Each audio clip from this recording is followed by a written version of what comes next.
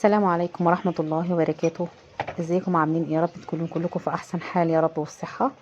معاكم سماح من قناة يومات منتقلة. ان شاء الله روتين النهاردة يكون مشجع ويكون بإذن الله تعالى يكون كله طاقة إيجابية ليكم يا رب. ان شاء الله هنبتدي كده بذكر الله، لا اله الا الله، والصلاة على الرسول، اللهم صل وسلم وبارك يا رب عليه. ان شاء الله كده انا وديت عيالي طبعا المدرسة، صحيت صليت الفجر الحمد لله، ولبست ولادي وعملت لهم السندوتشات بتاعتهم وحضرتهم ونزلوا ان شاء الله المدرسه.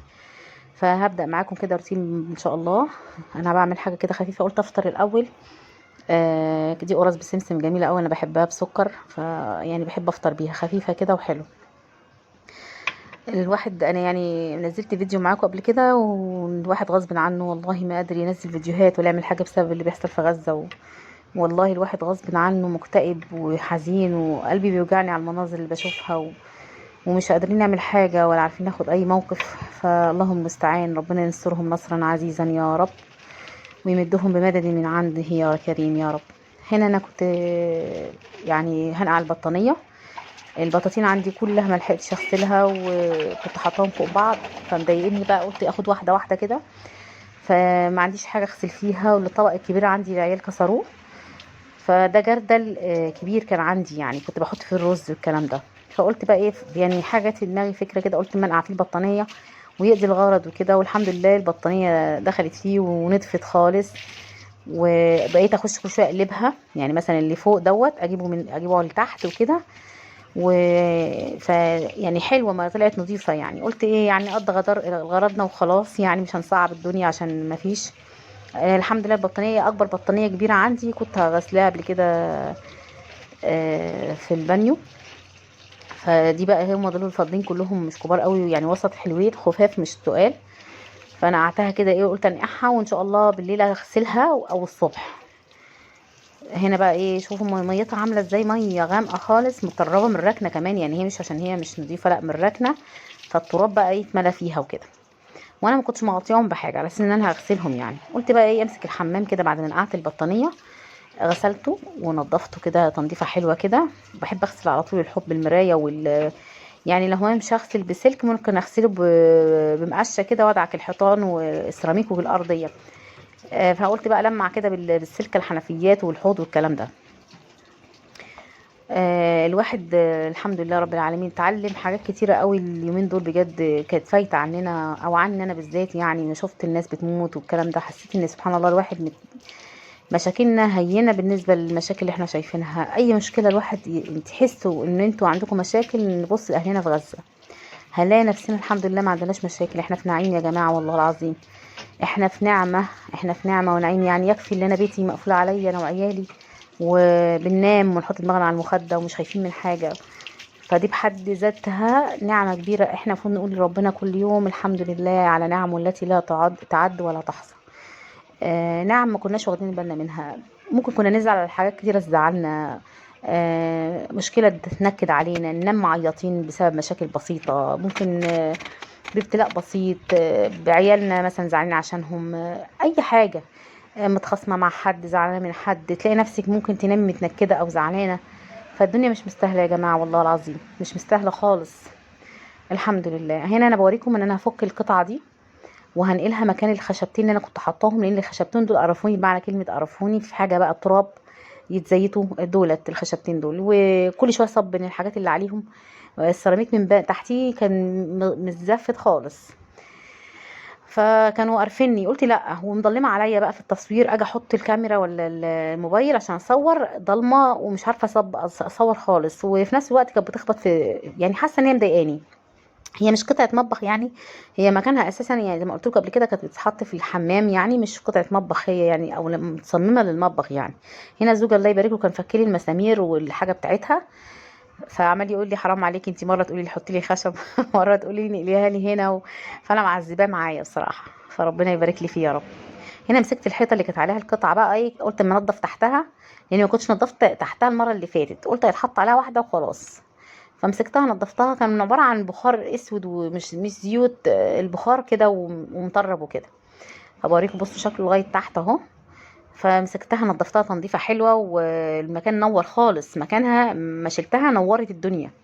كانت مظلمه خالص خالص المطبخ ليا. بصوا المنظر، الدنيا راقت خالص، حاسه ان الدنيا وسعت. والحيطه انا غسلتها، ده دهان اللي عليها ده، الاصفر ده دهان. هجيب لها بقى شويه ورد وزرع كده واحطه عليها ان شاء الله. هنا كنت شايله القطع بقى اللي جنب دي، وعملت ورا البوتاجاز ومن فوق البوتاجاز.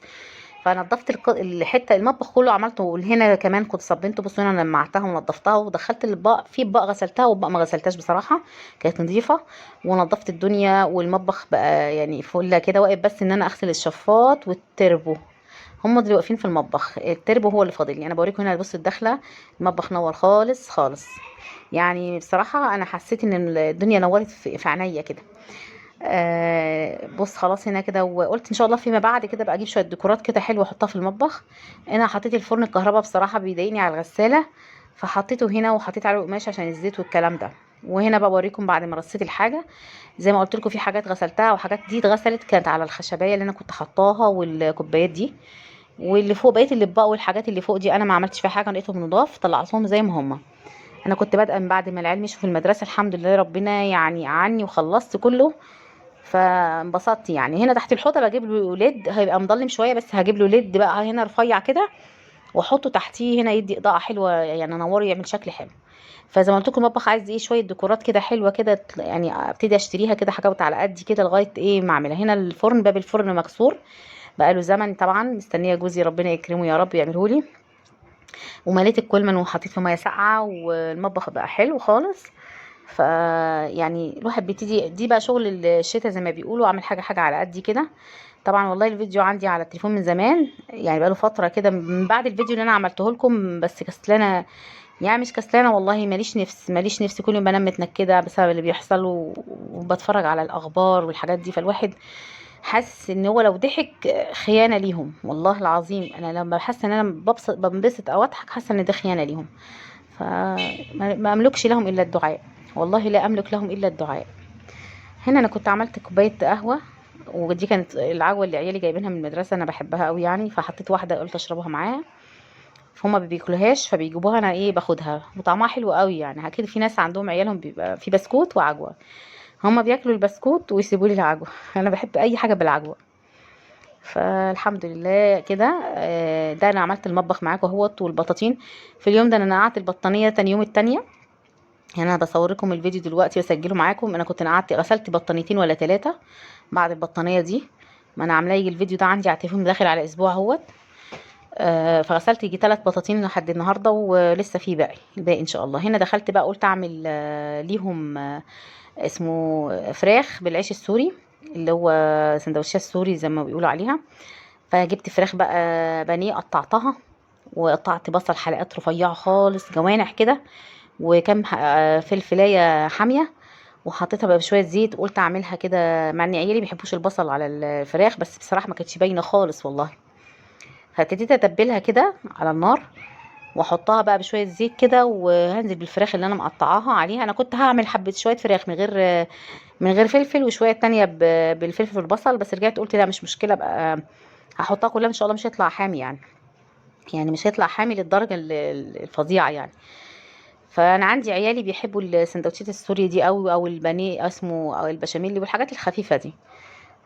غيرنا يعني احنا ممكن ناكل خضار والكلام ده، هم لا يحبوا الحاجات دي. يعني ما كانتش متعبه بالنسبه لي بعد الشغل دوت، فقلت مش مشكله يعني اعملهم اللي هم عايزينه. فهنا كنت جايبين عيش سوري، كنا جايبين الكيلو ب25.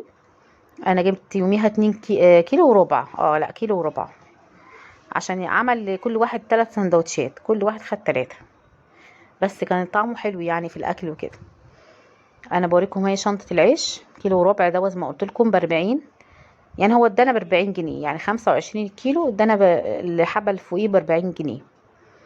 وهعمل بقى توميه بقى، ما اقولكوش على التوميه جميله قوي. كوبايتين ميه عملتها مقدار كوبايتين ميه على 3. هنا حضرت ليمونه وعلبه زبادي، وده النشا. هنعمل نص كوبايه نشا كده، كوبايتين ميه على نص كوبايه نشا. طبعا بص حجم الكوبايه اللي معايا، ممكن اكيد كوبايه عندكم زيها يعني. هقلب كده على البارد بقى، واحطها على النار.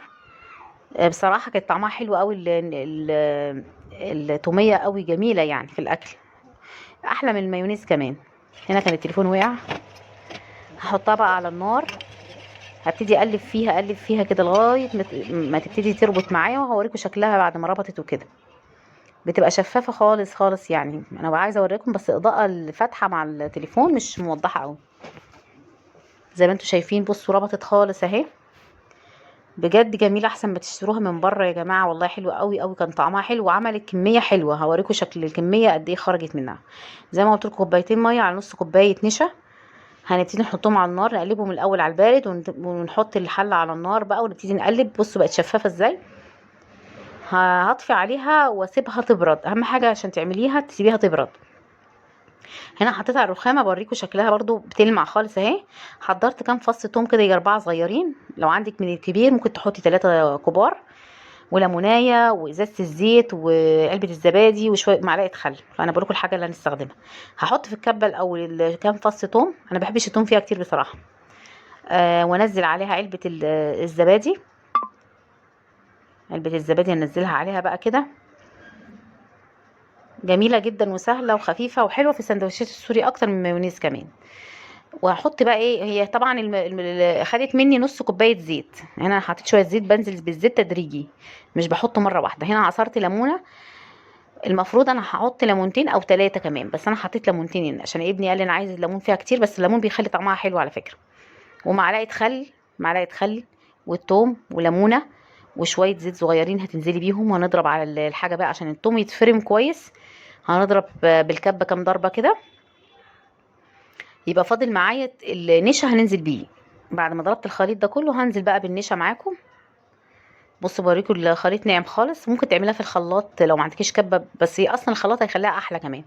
هنا بصوا النشا كلكعت ازاي وربطت خالص. هنزل بيها كده. النشا مع الحاجات دي هتعمل بقى قوام حلو قوي دلوقتي هتشوفوه. طبعا انا هحط زيت تاني على النشا. هي لازم تنزلي بنص كوبايه زيت او ربع كوبايه زيت حسب الكميه اللي هتحطيها. بصوا هنزل بالزيت تدريجي كده، كل شويه بحط حبه بحبه. هبقى ابتدي اشغل عليها الكبه وكده واوريكم شكلها. اهم حاجه نضرب الاول الثوم كويس قبل ما نحط النشا عشان ما يبانش في النشا وكده، ما يبانش في الخليط بتاع النشا.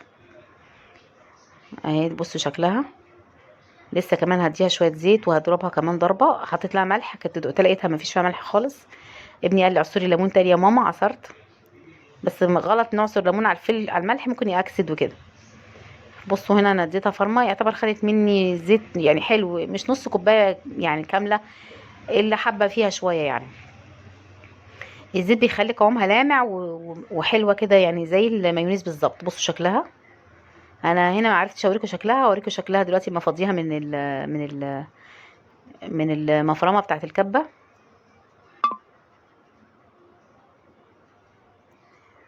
هنا التليفون كل شويه عايز يقع على الارض. ما شاء الله كان طعمها حلو عجبتهم جدا. هنا ابني جاب لي مايونيز اسمه ايه ده كاتشب، واتخانقت معاه قلت له احنا ما بنستعملش الحاجات دي، عاملين على مقاطعه خالص.